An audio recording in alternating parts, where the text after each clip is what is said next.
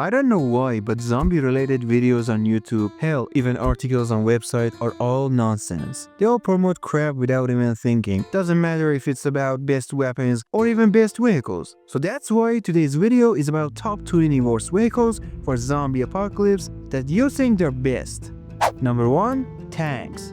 It takes a skill and a special training to drive. It's not your average car. It also consumes lots of fuel, will make you appear to be a threat to other survivors, need a special maintenance, and requires a supply of spare parts which you cannot easily acquire. Number 2. 18-wheelers or semi-trucks or whatever you call them. They are fuel thirsty, very hard to drive, and there's a reason why their drivers are paid way more than regular drivers. Those monsters are hard to control. Also, if you're a rookie, you might lose balance and roll over. It will probably make you a target for raiders and looters too. Number 3. MRAPs. MRAP stands for Mine Resistant Ambush Protected Vehicles. They are bulletproof beasts that are also resistant to some serious IEDs and explosions. So why they're on this list? Because first, they're fuel thirsty. Second, they're hard to drive, pretty much like a truck. And the third, they need a special maintenance. Otherwise, since they are made with military quality standards, they will have more durability than civilian cars, which are deliberately designed to fail after some time, forcing you to buy a new car. Number 4. Muscle cars. The protagonist of one of my favorite zombie movies, The Daylight's End, rides one of these bad boys. These are bad, especially if they're classic models. They are fuel-thirsty beasts. Yes, their engine power is badass, and they look badass as hell too, but they're just fuel-burning machines without any significant benefits. Number 5. APCs. Armored personnel carriers need a special maintenance. Just like tanks, they might need less fuel compared to tanks, but still it's too much. Don't forget that driving these things requires a skill, so the average person with a normal driving license cannot drive one. Number 6. Sports cars and supercars. They can reach speeds that you can never use on streets and roads, but in an apocalypse, you are free from laws. However, these cars are not good at handling rough terrains, and their fuel usage is the same, if not worse than muscle cars. You probably can't fix them in case they break, and if you drive them at their max speed, hitting a zombie or any object at that speed means you're going to find out if there is an afterlife or not. Number 7. Bulldozers. They can ram through zombies and flatten zombie hordes. I mean, if you can drive them. Their fuel consumption is also high, but to be fair, it can be good if you have someone who can drive that thing in your group and some fuel for special occasions, like getting rid of a zombie horde. Next option on this list is a big car, notorious for having a small penis drivers. But before getting into that, please smash that subscribe button if you like apocalyptic content.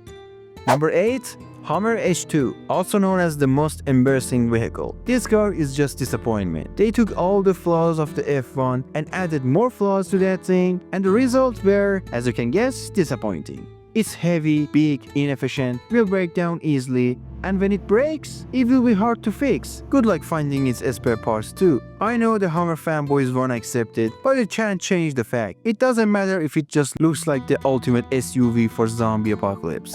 Number 9. Monster trucks. They are not just fuel inefficient, but they can lose balance and tip over because they are too top heavy. They are also a nightmare to repair and maintain, as they need specialized parts, like their tires. You can't find those gigantic tires easily. Number 10. Bus.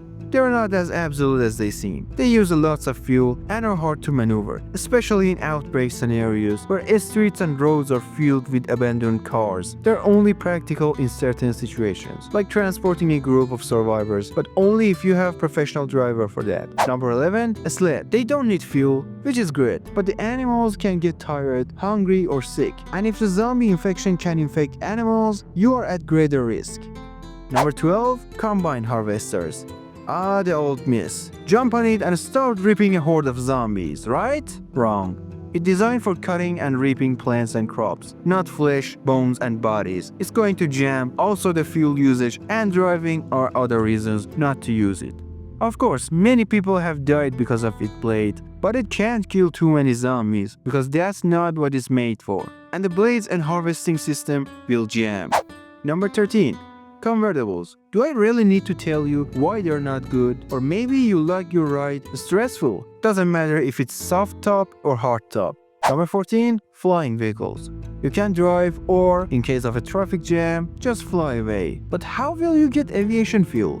Yes, they require aviation fuel and can't fly with just gasoline. Also, you need pilot training to fly those things. And the maintenance is impossible unless you find a huge warehouse with the spare parts and multiple professional technicians. Number 15. Big RVs. They use a heck of a lot of fuel, and they don't really have many benefits. Why would you want a mobile house? Raiders, they can track your vehicle down. Zombies, they're everywhere. And if you want to live for a safer place, then go with something better and find a house there. Number 16.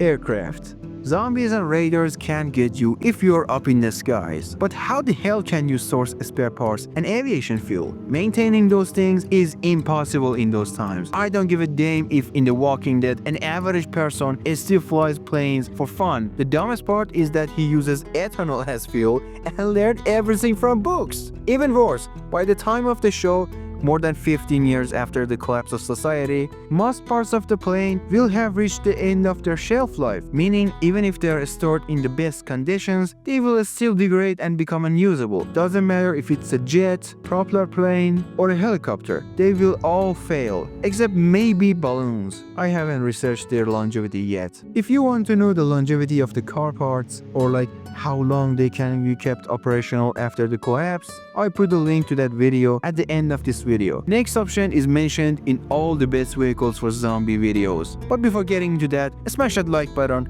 if you saw one of your choices in this list. Number 17. Amphibious cars. Most of them are just toys and for hobbies, rather than reliable vehicles for emergency times, especially the ones with water jet. They are also hard to maintain due to their complicated systems too. Number 18. Fire truck.